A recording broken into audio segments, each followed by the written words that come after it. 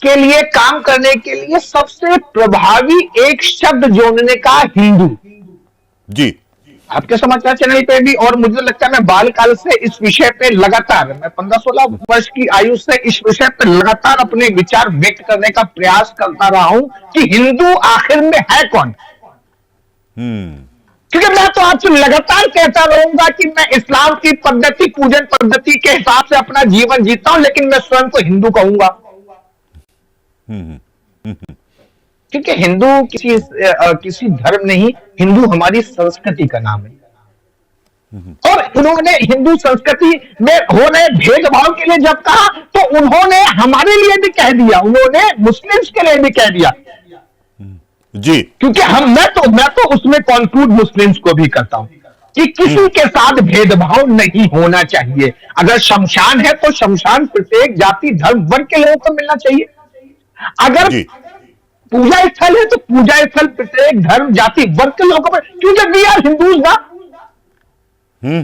हम जब सेपरेट हो जाते हैं, जब हम ब्राह्मण क्षत्रिय और अन्य जब जाति और वर्ग की बात करते हैं तो हम सेपरेट होने लगते हैं, और जब हम हिंदू की बात करते हैं तो हम प्रत्येक भारतीय की बात करते हैं, हम प्रत्येक भारतवासी की बात करते हैं। और इस भारतीय संस्कृति को, जो विश्व में सबसे सहिष्णु संस्कृति रही, वह हिंदू संस्कृति जिसको दबाने का प्रयास इस विश्व ने लगातार किया, और हर बार जब हम पलट के उठे हैं तो पिछली बार से ज्यादा बड़ी ताकत के रूप में दुनिया ने हमारा सामना किया, दुनिया ने हमको देखा है ताकत के रूप में, क्योंकि हम हिंदू संस्कृति हैं। और माननीय मोहन भागवत जी का जो आशय है वो विशेष रूप से यह कि अपने मूल, उन्होंने यह भी तो कहा है कि कितने लोग अरब से आए थे। जी। उन्होंने यह भी तो कहा है कि आज के मुसलमान आपके बीच के ही लोग हैं। क्योंकि राष्ट्रीय स्वयं सेवक संघ का एक लक्ष्य है कि भारतीय संस्कृति का विस्तार और विकास और उसका रक्षा।